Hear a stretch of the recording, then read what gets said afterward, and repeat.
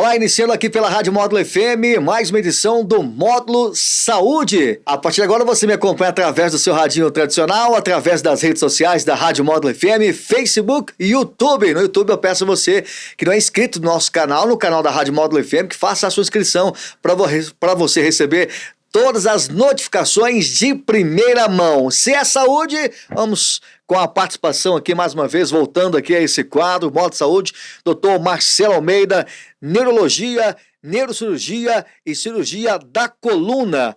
Seja bem-vindo, Dr. Marcelo Almeida, sempre um prazer em recebê-lo aqui nesse quadro, Módulo Saúde, aqui pela Rádio Módulo FM.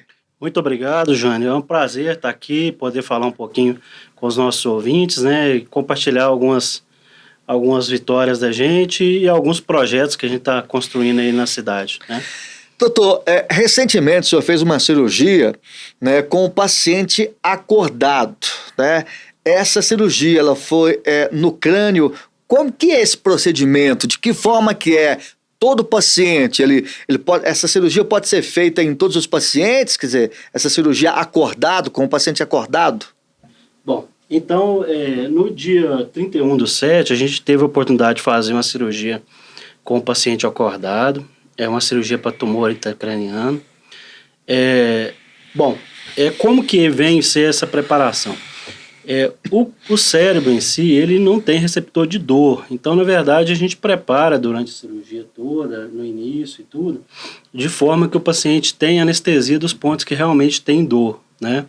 Então, se inicia a cirurgia com o paciente dormindo e no momento, no transcorrer da cirurgia, a gente acorda esse paciente para ele poder estar conversando conosco e tudo.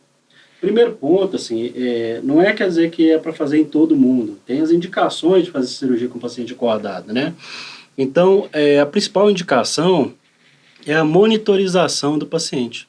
Então, a melhor maneira que a gente tem de saber se a gente vai ter uma fala preservada no final da cirurgia, se a gente vai ter a movimentação preservada, é a gente, durante o procedimento, ir estimulando as áreas de fala, estimulando as áreas de movimentação, conseguindo descobrir exatamente o posicionamento dessas áreas e evitando de lesá-las, que a gente vai conseguir ter esse resultado.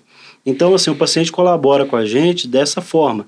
A gente vai fazendo a ressecção do tumor, vai conversando com o paciente, vai fazendo alguns testes de nomeação de palavras, repetição de frases, de forma que a gente consegue manter a função no final da cirurgia. É um procedimento que não é novo, né? Não é uma coisa que foi inventada agora, é um procedimento que já tem um tempo que é feito, né? É feito em vários locais do mundo e é visto como padrão ouro para essa monitorização, principalmente da fala, né? A gente tem como monitorizar os movimentos, tem como monitorizar até a parte sensitiva um pouco, no caso de visão, audição, através da neurofisiologia, né, com o paciente entubado, paciente anestesiado, porém a fala a gente não consegue, a fala a gente precisa do paciente, né? E aí vem a questão do paciente acordado. Para cirurgia, é muito importante a gente ter uma preparação para toda a cirurgia, mas assim, para esse tipo de cirurgia especificamente, a gente faz uma avaliação neuropsicológica desse paciente antes.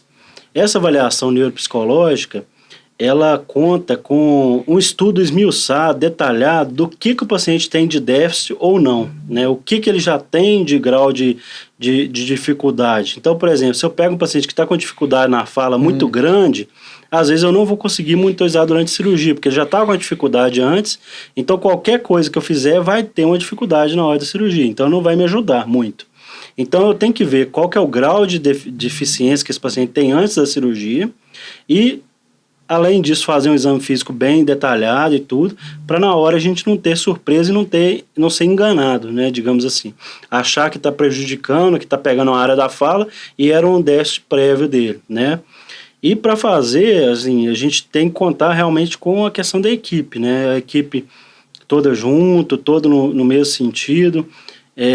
Então o anestesista, ele tem que conseguir acordar o paciente no meio do procedimento, então ele usa as drogas específicas, são drogas que ele suspende, em poucos minutos o paciente acorda.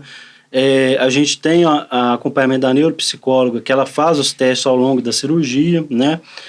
A Larissa, a neuropsicóloga que acompanha a gente e trabalha junto, Ela vai fazendo os testes, ela faz o teste antes e repete o mesmo teste na hora para o paciente conseguir dar esse feedback. Aí a gente tem um neurofisiologista que está sempre acompanhando a cirurgia também, que vai ver a questão dos tratos motores, a parte sensitiva do paciente, tudo. Nessa cirurgia do dia 31 foi o Dr. Diogo, que é um neurologista de Uberlândia, que ele vem para cirurgias para poder ajudar, né? E meu colega de equipe, Dr. Tiago Lima. Então, assim, é todo mundo junto no sentido de conseguir fazer esse tipo de cirurgia, né? Qual que é a nossa ideia de fazer esse tipo de procedimento? Dar a melhor qualidade de vida para o paciente possível. Ressecar o tumor? Lógico. A gente tenta tirar o máximo de tumor, se possível todo o tumor. O objetivo seria esse. Mas não adianta tirar todo o tumor e deixar um paciente que não tem função motora de um lado ou que não está falando e tudo, porque eu pioro muito a qualidade de vida dele, né? Quando a gente veio para patrocínio, veio trabalhar na cidade e tudo, a gente sempre tem mantido, desde quando a gente veio, tem sempre mantido a ideia de que nós vamos trabalhar no interior, mas que a gente tem que tentar fazer alguma coisa semelhante ao que é feito no resto do mundo, né, de qualidade. Não adianta eu ficar com o paciente aqui, falar, não, você não precisa de ir, você pode operar aqui e fazer um trabalho que seja muito diferente do que é feito nos outros lugares. Por isso que a gente fica muito feliz de conseguir fazer esse tipo de cirurgia e tudo.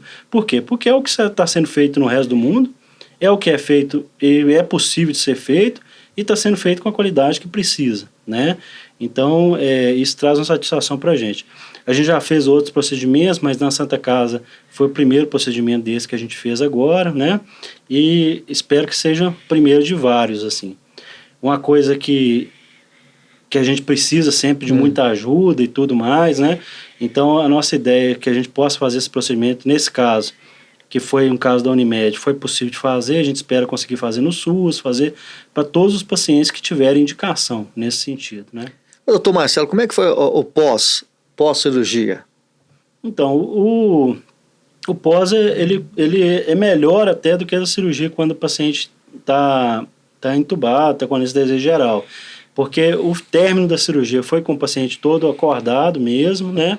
Então, ela terminou, acompanhou até o final da cirurgia e depois foi para o CTI para fazer o pós-operatório habitual, né? Então, assim, graças a Deus correu muito bem. Depois disso a gente faz os exames de imagem para ver como é que foi a ressecção de lesão e tudo, mas a gente conseguiu preservar aquilo que a gente buscava. Então, Marcelo, algo mais a acrescentar nessa sua participação com relação a essa cirurgia com o paciente acordado? Não, era mais nesse sentido mesmo, assim, que principalmente essa questão de que a gente vai tentar sempre fazer esses casos. Aumentar o leque, né? Aumentar o leque, não só em relação à questão de paciente acordado, mas assim, cirurgias junto com o que é feito no resto do país, né? Assim, não é que a gente está inventando novidades, mas que a gente consiga acompanhar, que a gente consiga dar para a população de patrocínio alguma coisa de qualidade dentro da neurocirurgia de hoje, né? Doutor, um tema também que eu vou aproveitar e tratar com o senhor nessa participação aqui no Modo Saúde é com relação ao AVC. A gente tem percebido que alguns casos vem acontecendo, especialmente já nesse início de mês, no mês passado também, alguns casos que a gente acompanhou, né? O que leva a pessoa, doutor, a ter um AVC? O AVC, ele dá sinais antes? Bom, é uma pergunta muito boa. A gente vem trabalhando com essa questão do AVC, principalmente a parte de neurologia clínica, né? Que aqui na cidade, a doutora Fernanda, o doutor Zé Brás, e esse trabalho, ele culminou há alguns meses, até no credenciamento da Santa Casa, como uma referência para receber esse paciente com AVC. O AVC, a gente tem basicamente dois tipos de acidente vascular cerebral. A gente tem um acidente vascular cerebral isquêmico e a gente tem um acidente vascular cerebral hemorrágico. 80%, um pouco mais, dos acidentes vasculares cerebrais são do tipo isquêmico, tá? No acidente tipo isquêmico, vai faltar sangue, né? Eu vou ter uma obstrução da artéria que leva sangue para parte do cérebro. Certo? Então, aqueles neurônios que dependiam daquele sangue chegar, eles não vão ter a nutrição deles. A partir de alguns minutos, aqueles neurônios eles vão morrer, certo? Então, os sintomas referentes a um AVC isquêmico está muito relacionado com qual área do cérebro que é afetada pela falta de sangue. Então, a gente tem alguns sinais. né? O sinal mais comum é a questão da perda de força, tá? A perda de força no AVC, ela vai ser o quê? Vai ser uma perda de força unilateral, né? A gente vai ter o AVC num hemisfério, de um lado do cérebro. Esse lado, ele controla o lado contralateral no corpo, né? Então, o lado esquerdo do cérebro controla o lado direito do corpo. Então, eu vou perder força no braço direito, na perna direita. Outra alteração que pode acontecer é a fala, né? Parar de falar completamente, ou parar de entender o que é falado, tá? Um outro sinal que é importante também, além da questão da perda de força nos membros, é o desvio da rima, certo? A boca entorta, né, grosseiramente dizendo, porque a gente perde a força de um lado do rosto e acaba que repuxa para o outro lado, então o rosto fica desviado, tá? O que é interessante para a gente saber em relação à questão do AVC? Uma vez que é suspeitado, tempo é cérebro. Então, quanto mais rápido eu dou atendimento para esse paciente, melhor, certo? Então, se você está com alguém em casa que tem a suspeita que pode ter tido um AVC, por via das dúvidas, levar para o hospital, certo? Por quê? Nas primeiras 4 horas, a gente tem medicação venosa, inclusive, que é feita para recanalizar, para melhorar o fluxo de sangue nesse vaso, que pode salvar uma quantidade grande de cérebro, tá? Então, assim, tem algumas, digamos, tem um macete, assim, para a gente desconfiar de um AVC. Você pede a pessoa para levantar os 2 braços e manter os 2 braços elevados. Se um braço cai, é um sinal de que pode estar acontecendo um AVC. Você pede para falar uma frase, certo? O Brasil é o melhor país do mundo. Se você não consegue entender a frase, ou se a frase está enrolada, é um sinal de que pode estar acontecendo. E pede para sorrir. O sorriso está desviado, também é um sinal do AVC. Esses AVCs isquêmicos, qual que é a nossa meta? Atender o mais rápido, fez a tomografia o mais rápido possível e conseguiu usar o trombolítico o mais breve possível também, tá? Porque assim nós vamos conseguir melhorar o prognóstico desse paciente. Então, às vezes, um paciente que ia ficar sem mexer um lado inteiro, ele consegue recuperar essa força se a gente consegue agir mais rápido, né? Então, na dúvida, melhor levar o paciente para o hospital, chegar lá e não ser, do que a gente ficar com ele em casa e acontecer de chegar e já ter passado do prazo que a gente pode fazer o trombolítico. Só, doutor Marcelo, de informação para os nossos ouvintes, os nossos internautas, são 3 tipos de AVCs? Então, a gente tem o AVC isquêmico e o AVC hemorrágico, né, basicamente. Em relação ao AVC isquêmico que a gente estava falando, né, que é uma obstrução, o AVC hemorrágico eu não cheguei a falar, mas ele na verdade, é um sangramento intracerebral, o AVC hemorrágico. Esse sangramento, ele tem diversas causas, né? A gente tem causas desde a hipertensão arterial, uma hipertensão arterial mal controlada, um AVC hemorrágico por conta de hipertensão arterial, que normalmente vai acontecer com pressões elevadas durante muitos anos, né? Não é uma vez que a pressão subiu que acontece. A gente tem o AVC secundário a aneurismas cerebrais, que vai dar um sangramento intracraniano, secundário a cavernomas ou outras malformações arteriovenosas cerebrais. Então, basicamente, nós temos AVC isquêmico e hemorrágico. O isquêmico é essa obstrução que está relacionada com alguns fatores de risco. Tabagismo, hipertensão, diabetes, etilismo. Então, assim, são esses fatores que podem levar ao quadro isquêmico. O quadro hemorrágico pode ser causado pela hipertensão, por outras malformações arteriovenosas que a pessoa já tem, ou aneurismas também, que são muitas vezes, que tem um fundo até familiar, que tem alguns casos na família, às vezes, tudo, que a gente investiga, né? Muito bem, doutor Marcelo, já quero aqui agradecer a sua presença, a sua participação. Passou rápido. Quando o papo é bom, o assunto é bom, né? Passa rápido o tempo aí. Já quero agradecer a sua participação, a sua presença e sempre deixando aqui à disposição, né, de todos os médicos, todos os especialistas aqui da cidade de Patrocínio e região, esse quadro aqui, o Módulo Saúde, que o senhor possa, né, retornar em outras oportunidades com outros temas aqui para o ouvinte da Rádio Módulo FM. É muita satisfação de poder participar. A gente se coloca sempre à disposição, né, de voltar, de poder falar de outros temas, de poder atender os pacientes no consultório, na urgência, a gente está sempre disponível.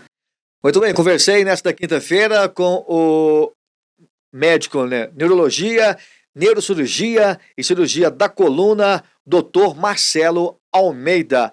O Módulo Saúde fica por aqui. Se de repente você perdeu essa entrevista, você aí que está ligado aí na Rádio Módulo FM, você pode rever essa entrevista no nosso canal no YouTube e também através do Facebook.